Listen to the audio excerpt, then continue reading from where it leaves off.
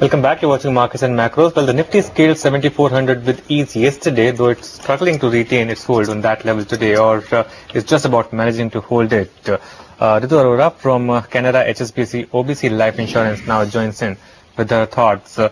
Ritu, hi, good morning. What's your sense now? The markets have been making new all-time highs, or at least on a closing basis, but at current levels, do valuations support further up move from here on? Thanks for having me on the show.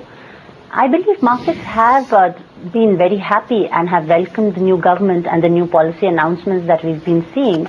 But the fundamentals do not provide market a big upside from here. We are already at about 16 times FY15 and about 13 times FY16, which is a reasonable valuation given the fundamentals, the corporate results of the companies that we have recently seen. And I don't see a big up move as an index as a whole, more than at most 5% from here.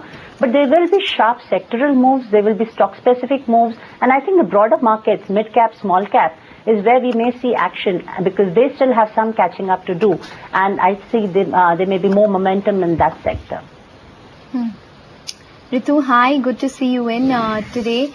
You know, we were just talking about the ECB and the possible outcome from the ECB with somebody from Morgan Stanley just before this. Just wanted your opinion on the markets, on the Indian markets and any sort of global events and how you think the Indian markets will now react to any significant global event. Do you think we've decoupled to a large extent? In our euphoria and hope, yes, we have been decoupled. I think the last 1 month we've been very inward-looking market and largely only discounting the good news that we see in terms of a strong government with a firm mandate in the country. But very soon, I think we will have to start recognizing the monetary policies that we'll see in Europe and US and easing of liquidity is a reality. Bond yields might harden and there could be some currency impact. Though we are relatively better positioned on currency now with a comfortable CAD and reserves position, but there will be, I don't think we're a decoupled economy at all. We are now a lot much more global than we ever used to be, and there will be impact. At the same time, the fact that we see fundamentals hopefully improving in our economy will provide the bottom support to the market, and I don't see sharp corrections, but it will be a range for the next few months where global will start taking forefront over domestic.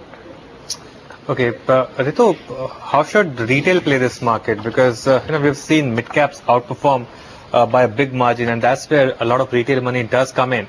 Do you expect that to continue, and what kind of sectors would lead the kind of up move from here on? While I don't see a big upside in short term, as I said, but definitely positioned for a long-term bull run in the market. I believe that we have seen tough last few years where market was range bound and there were years of single-digit return. This year has been a good year, and I think it's only a beginning. And if we do see growth returning back to the economy, the next 3 to 5 years should be very good. And hence, I would encourage retail investors not to wait on the sidelines but to invest. Invest in a balanced manner. There will be moments of consolidation which will keep providing them entry points because this is not a runaway rally. And I think the disciplined approach and systematic approach to investments for retail is the best option always. And options to move into SIPs or regular premiums with insurance policies should be exercised. And I think there is good double-digit CAGR to be made in equity markets over the next 3 to 5 years.